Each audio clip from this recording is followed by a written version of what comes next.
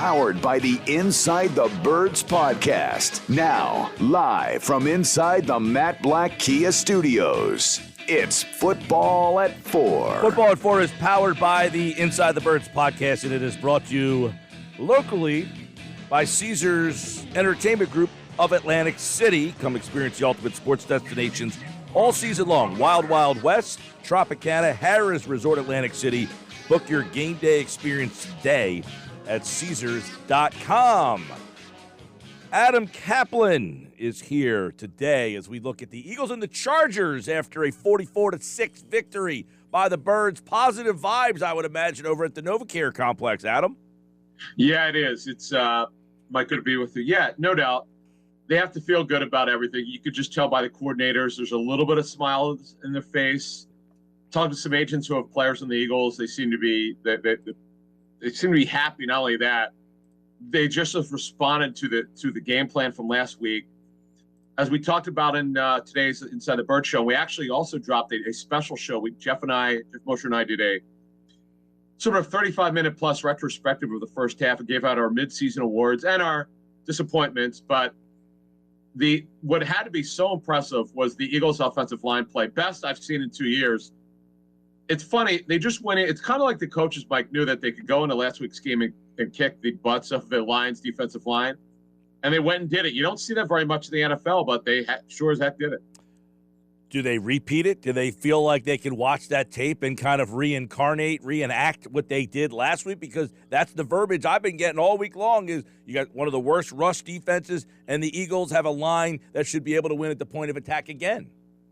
Yeah, so the Chargers gave up 5.2 yards per carry to opposing running backs. But I know Brandon Staley, their head coach, bristled at that. He brought up certain situations that happened earlier in the season. They just got back one of their best run-stopping defensive tackles last week in Justin Jones, and they were better against the run against the Patriots. But in the end, yeah, the blueprint should be to mix the run in. They're not going to come – I don't see them coming out and running the ball like they did. Versus they're facing a much better defense, much better front seven. And – by the way, the Chargers run a different front. They both Lions and Chargers run a 34, but their 34 is different than Aaron Glenn's 34. Not all 34s are the same. Responsibilities are different, and they're more stout against the run. So I do expect the Eagles to try to run the ball, but it won't be anywhere near as last week. And you're going to have to make some plays in the pass game where it's a little bit harder because the Chargers have a pretty good secondary. Yeah, well, I know that they ran it, 46, 8 times, something to that extent. I don't know that Eagles fans, Adam, are asking for that volume of rushing, but where would you kind of hope to see Nick Sirianni kind of have them, to keep the game? You want to keep Herbert off the field. That's obviously they have had challenges defensively against these quarterbacks who can make plays by themselves. Herbert can do it with his arm, and he's got a good assortment of receivers. So keep them off the field, run the ball, right? How many times? What's the number you're looking at? Right. I don't look at a number. I look at it, what's the best way to win? I call it mixing in the run. That you have to score. Like playing keep away doesn't work. You have to score because they're going to get the ball. When they get the ball, your defense has to stop them. So what you have to do is have a plan to use your talent in the best way possible. The good thing is in their injury report, Jalen Reagor is going to play. We were told that on Monday he started rehabbing his ankle with the belief that he'd be able to play, and credit to him, he's going to be able to play in this game. Yes, I love the way they used Reagor before he hurt his ankle, Mike. I love that. So to me, there's a way you can win. Yeah, you can run the ball, as you were suggesting, but running it, not that they're going to run it 30 times. Right. I just call it mixing in the run. You could still you can still pass the ball 65% in the first half or 60%, but don't ignore if Jordan Howard is added back from the practice squad. He reverted to the practice squad on Monday. Don't ignore the backs. Their line absolutely dominated. And sure, they had the offensive linemen had fun. You could just see it, watch the coaching tape. They were getting off the football. But use your pass targets. Use another one, Dallas Goedert. The Chargers have had like 5 bad games against tight ends. You know what? Go ahead and guess Dallas Goedert, who's coming off 2 monster games, averaging what? Mosher said on our show that we did today, 50 yards per catch. Then guess what? There's a blueprint. Get this guy the football. Adam, it's a marathon, not a sprint. If you run the ball and it's successful a couple of weeks in a row, that should open up your ability to do what you want to do more somewhere down the line, which is pass the ball. And I love that you brought up Goddard, because without Ertz, he has really opened up and become a much bigger part, a much bigger play guy in this offense. And then, of course, you have Jalen Hurts and the role that they're going to ask him to play this week against a secondary that plays a lot of zone this week. So, hey, Jalen Hurts, can you just pitch and catch and let your playmakers make the plays? Yeah, they mix their coverages up. They'll disguise. Brandon Staley, defense coordinator, comes from the Vic Fangio school. That's his mentor. We work with the Bears and then the Broncos before he became the head coach of the Chargers.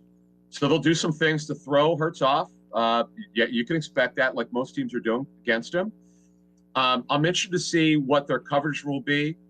And we just talked about Goddard. Then consequently, what the Eagles' coverages will be defensively against that Charger receiver corps, which is one of the best in the National Football League. We're talking with Adam Caplan, football at 4 here on the Sports Bash Live, 97.3 ESPN. They didn't just run the ball with success last week, Adam. They tweaked their defense a little bit, and we saw them, dominate up front. 6 sacks. What were some of the things they did defensively that maybe they tweaked a little bit that might carry over, the rest of this season? A couple things. They're playing a little bit more man coverage. Now, the Eagles still are playing the most zone coverage in the National Football League by far. But they're still, the last, I'd say 3 weeks, they're doing a little bit more man coverage. And here's the big thing. They're using more disguise. We've asked for this. We saw it in training camp. We saw it in week 1, and then it seemed to go away for 5 weeks. And then Gannon, he didn't do it against the Raiders, but he sure as heck did it last Sunday. Jared Goff held on to the ball just like Matt Ryan did. And it sure worked. And that led, when you make the quarterback call on the football, you're going to get pressure on him. And they got the Goff, as you said. This quarterback's pretty athletic. It won't be easy, but you have to disguise, make him hold on the football a little bit. Yeah, 6 sacks last week, Adam, 12 quarterback hits. Goff had a rough day at the office, and one of the reasons is Atlanta doesn't either, but Detroit does not have a very good offensive line. How is the Chargers' offensive line? Are they equipped against this Eagles, active group up front? Sweat looks like he's kind of hitting his stride. Milton Williams got the game ball. They've added snaps to his ledger. We know Hargrave has had a really good season. Even Barnett got to the quarterback last week. So what's that matchup look like? Yeah, I'll tell you what, Mike, with that matchup, the big thing to me is the right side of the Chargers offensive line, which is weak. They're starting 2 backups.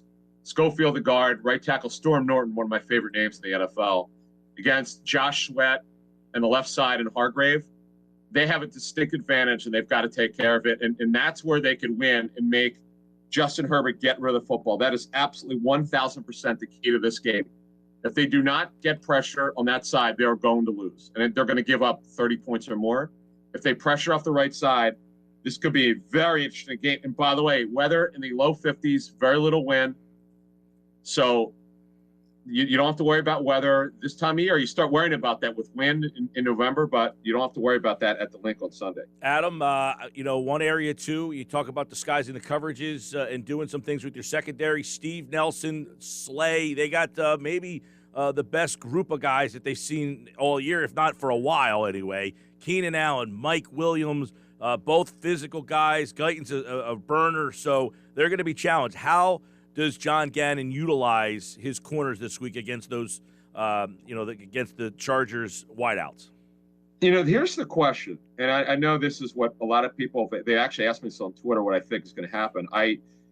It's hard to know that 1,000%, and because the Eagles play so little man coverage, you could play zone, but the problem is when you play zone, then you start attacking Steve Nelson, because you talked about him. The Chargers historically, and it's the same thing this year, they have the tallest pass targets in the league. They don't have a receivers under 6'1". The Chargers have a tight end, Donald Parham Jr., 6'8". I saw him dominate in training camp when I was there for 2 days in L.A. I do worry about the Eagles' corners. Maddox at 5'9", Nelson at 5'10", Slay's 6 foot. So the question is, do they play a little bit more man coverage? Do they have them? Do they play man sides? Do they travel? With Slay on Mike Williams last year, Darius Slay struggled against Metcalf, who's a big receiver. The matchups aren't very good for the Eagles. That, to me, is where the Chargers can make their money in this game. So I do worry about it. It's a very good question. I can't answer that because I don't know. Nobody knows what the right way to do it is. Any way they do it, the Chargers are going to take advantage of the matchups. But to me, I personally would play a little bit more man, put Slay on Mike Williams because they will go deep. Now, what I don't want them to do is start playing that bad defense again where the safeties are in the next county and giving up all those in-breakers because that's what Keenan Allen will kill them if they do that. Yeah, and then, of course, it's not last week Atlanta had a very good tight end, and typically they throw the ball to the backs out of their backfield. They don't have great outside guys. This team has good outside guys, but they also have Eckler, who's a handful, and Jared Cook, who's a very athletic tight end. The Eagles made a tweak at linebacker. They released Eric Wilson this week. They're going to go with T.J. Edwards. And who is really going to be that next guy? Is that going to be Davion Taylor getting most of the snaps as the second guy? Yeah, so what we reported 2 weeks ago wound up happening. So they were going to I think prior to last week's game, we had said on our pregame show that what we're hearing is Wilson will either be inactive or play very little. They're going to go towards T.J. Edwards, Davion Taylor. They want to get a look at Taylor. They're not punting on the season. They still have a very good shot at the wild card. It's got to start winning at home at 0-3. But they want to take a look at Davion Taylor. He can be a very big liability in coverage. He's not there yet. What I'm told is it's his eye discipline. He doesn't have a good eye discipline.